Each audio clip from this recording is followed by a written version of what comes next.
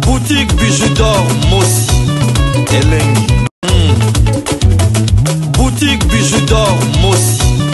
Voilà, couleur riche.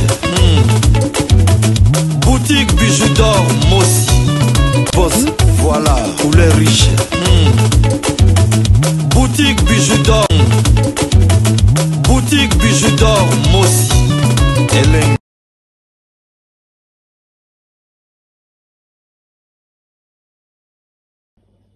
Bonjour, bonjour la famille, Maman Bijou. Na epeka akoluba ki tout ça la bisuka bulamu parce que bulamu efutaka. Mabeto ça la rapé efutaka. Eza batu musu bakasa nzamba za na vengeance te ezalaka. Ata simana 10 ans. Vengeance ya nzambe ikukuma.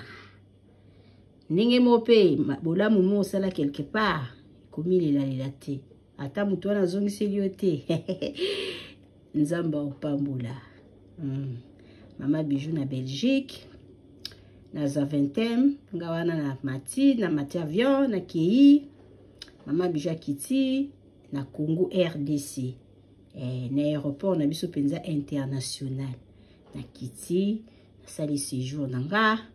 Mama Bijou na bandotie la bino moko otala musala nini Mama Bijou asalaki yango wana saboni na Bidor TV tala ba publicité na biso ba publicité na biso ya maison de passage o tobinga yango na kombo ya auberge okozala jamais d'ici. S'abonner parce que Mama Bijou azotie la bino ba histoire azotie la bino misala nyonso to aussi kosala na Congo biso tozala na biso mitema pembe. Mama Bijou luba so kokana na yo musala na Congo te kosala te po eza pepema. Mais to tiaka kaka.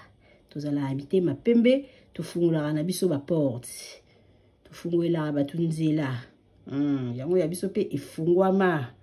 Botala ba publicité na biso et puis benganga po na kosala réservation ya auberge na yo okozala jamais d'ici. Merci. Olingo nzambe eleki ebele mingi ba voyage bazonga te kwa biso ba tentation moko elekaki kuna sia oyo mwana nzambe te oyo mwana ya nzambe tozala toujours na victoire. Osala ba prière ya mabe osala ba prière na bino eskende musika te suka pembe. Et puis pesinga le susu mapamboli o boyati nga boyebi ko samela ebo continuer susu nga na bete la bino ba prière ko no la kisabino ba prière na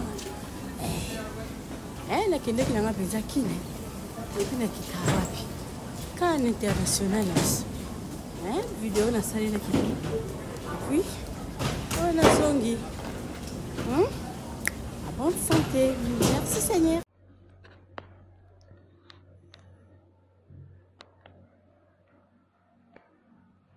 Jolie maison. VIP à dégâts.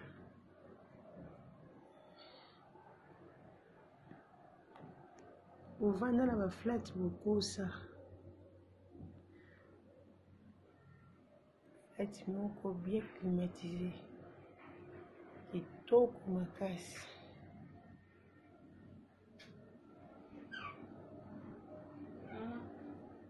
Alors oui. C'est une occasion de vous apprendre, sauf qu'à des désordres.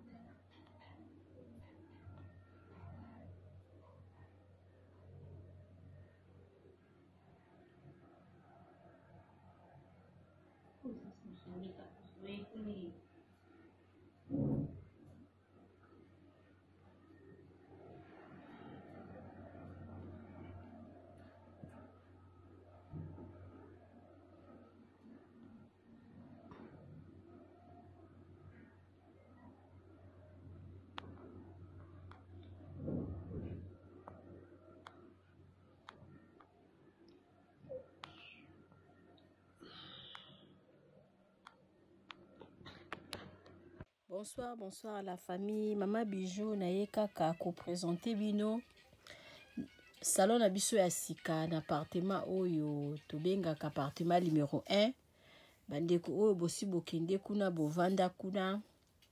En tout cas to saleli bino surprise, to changer bino bakiti normal, ba divan to changer pe sala manger et pas la biso nde musala. Donc musala ezokende nango malamu. Mama Nadine umela botala salon na biso ndenge to changer bakiti, to changer bino pe sala manger.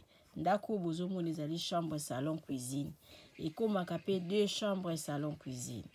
Benga ngai osala réservation ya appartement numéro 1 okozala jamais d'ici. Merci.